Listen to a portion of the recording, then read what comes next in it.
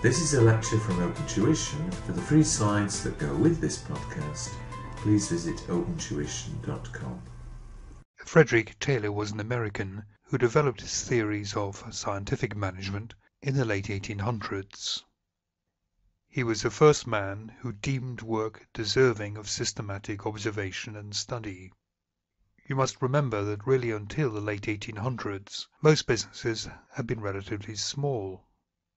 They were often businesses consisting of one or two people, perhaps within a family, making use of individual crafts and skills. As businesses grew in size, until Taylor came along, no one thought that employees should be told how to do something. That was simply not thought to be a function of management. Taylor said that it is a function of management to study work, to develop a science of work, and from that to work out how jobs could be designed so that they could be carried out efficiently. This would allow employees to earn more. Rule of thumb methods should be replaced by methods based on scientific study of the tasks. Scientifically select, train and develop each employee rather than letting them train themselves. Provide detailed instructions and supervision of each worker.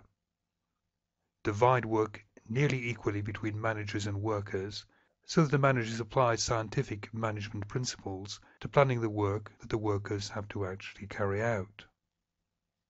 Inevitably, this led to task specialization, which is basically the classic production line, because it was discovered that one of the most efficient ways of carrying out work was to do a relatively simple task over and over again.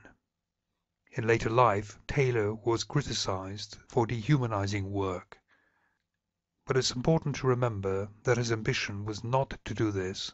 His ambition was to enable workers to earn more through working in a more efficient environment.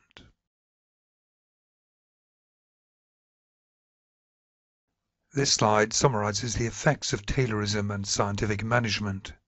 Potential benefits are increases in productivity, fair and higher wage allocation based on output, and workforce care programs, because if you didn't care for your workforce, you would waste money through additional recruitment, training, and inefficiencies. On the downside, it had a great capacity for dehumanizing work. Around 1935, Elton Mayo carried out a very important series of experiments at the Hawthorne plant of the Western Electric Company. In one of these experiments, he divided a department into two. Half of the workers were the control group, but for the other half he varied the lighting, sometimes making it better, sometimes worse, then asking those workers what lighting they preferred and what suggestions they might have for improving it. Much to his surprise, he discovered that whether or not the lighting was increased or decreased, the productivity of those people went up.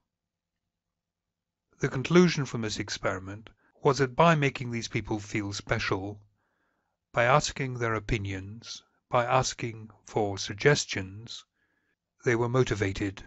They enjoyed being treated as individuals, as people, rather than simply being told what to do.